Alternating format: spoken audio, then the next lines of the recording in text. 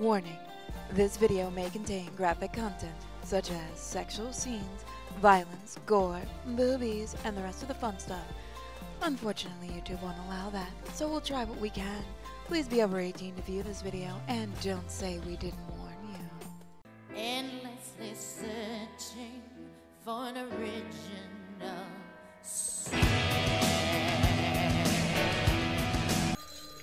So hey guys, welcome to Fate's Day Night. Let's go ahead and jump into it now that we've started it proper. We finished the prologue. I am the bone of my sword. Steel is my body and fire is my blood. I have created over 1,000 blades, unknown to death, nor known to life, have withstood pain to create many weapons. Yet those hands will never hold anything, so okay, bye.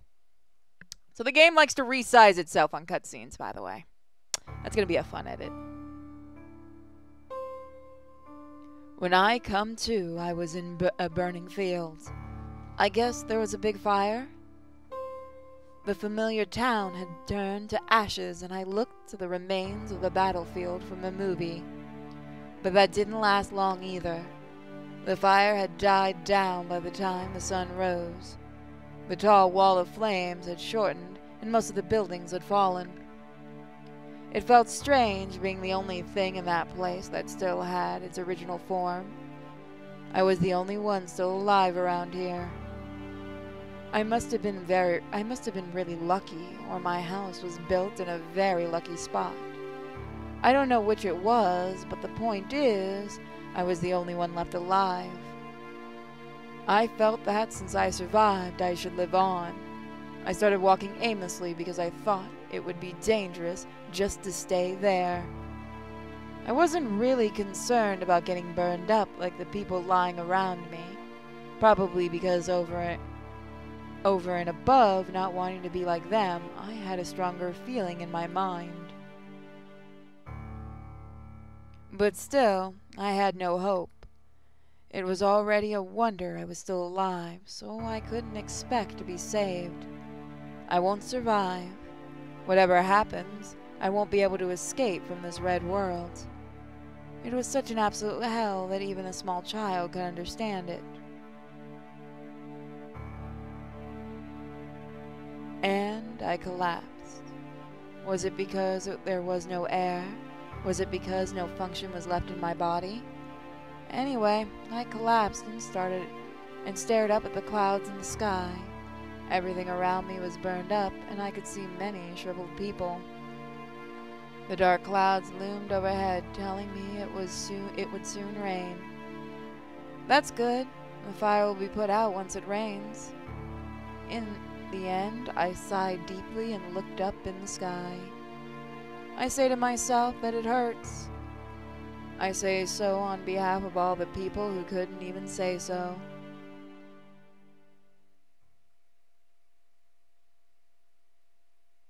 That was 10 years ago. After that, I was miraculously saved. My body survived, but I think all the other things about me burned up and were reduced to ashes. If you take away a child's parents, home, and all such things, there's nothing left for him. That's why there was only my body. I think it's a simple story. In other words, in order to let my body live, my heart died.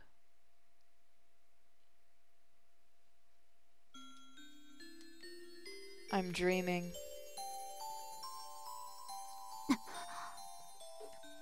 I squint my eyes at the white light. So bright, I think. It was just light entering my eyes when I woke up, but I'm not used to it. I probably didn't even understand what the bright light meant.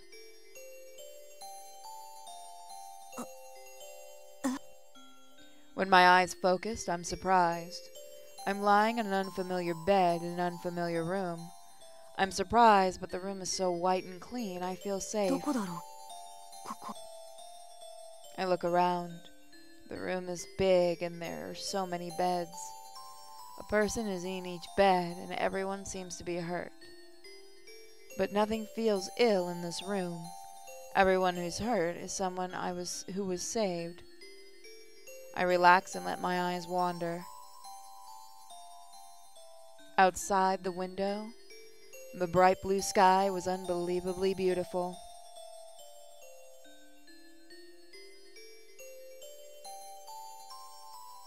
After a few days, I finally understood. I could clearly remember what had happened in the past few days. Even so, I was no different from the newborn baby. Not just a metaphor, it was close to the truth. Anyway, it was a terrible fire.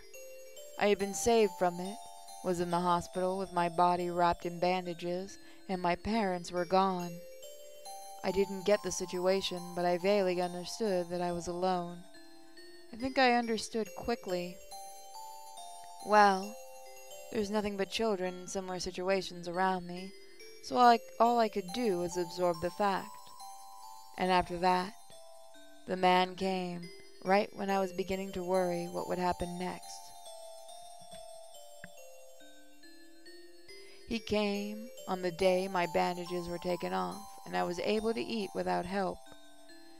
Wrinkled coat and uncombed hair, the man, a bit younger than the doctor, felt more like a big brother than a father. こんにちは。君がシロー君だね。A smile that seems to melt into a white sunlight.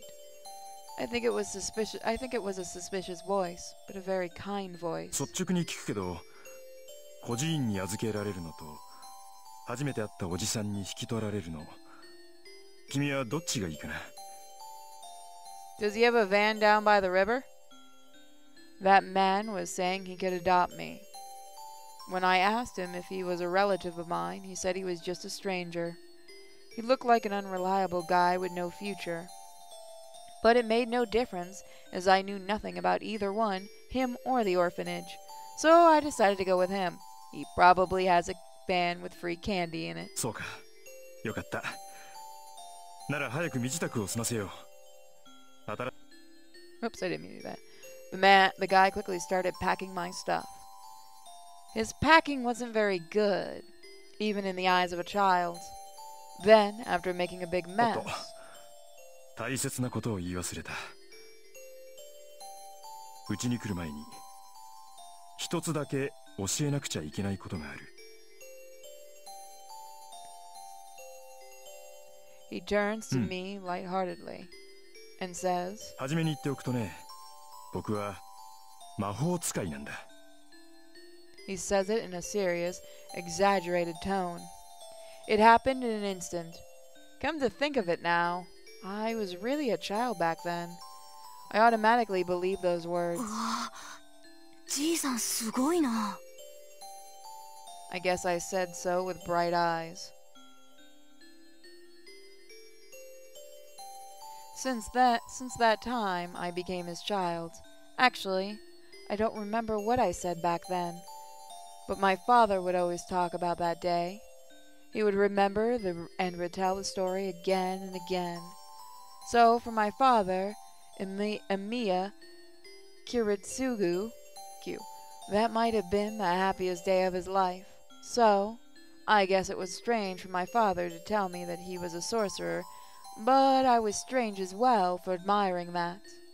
And thus I became an adopted son, and my last name became Emiya Shiro. When I said my name, I was really proud of having the same last name as Kiritsugu. I'm dreaming. A story from my childhood. It was when I finally convinced my father to make me his student, so it must have been about 8 years ago. When I was old enough to stay at home by myself, Kiritsugu started to leave the house on a regular basis. He would say in his normal tone that he would travel the world, and he began to act on these words. That's how it was after that. It was normal for him to leave the house empty for a month, and he sometimes wouldn't come home for half a year. The Emiya house is a big Japanese-style house, and Kiritsugu and I were the only ones living there. I was perplexed in this house at times, as it was too big for a child's. But still, I liked my life here. Emiya Kiritsugu would come home from his journeys and tell me a lot of stories like a child. And the child who shared his last name would be at home waiting for those stories. I was always alone in the house, but that loneliness would all fade with the stories he brought back. The father who was always chasing his dreams like a child. His attitude was astounding, but he always seemed dazzling to me. That might be why I wanted to be like him some day. Well, on top of that, looking at my ever-dreaming father, I felt I should become reliable myself.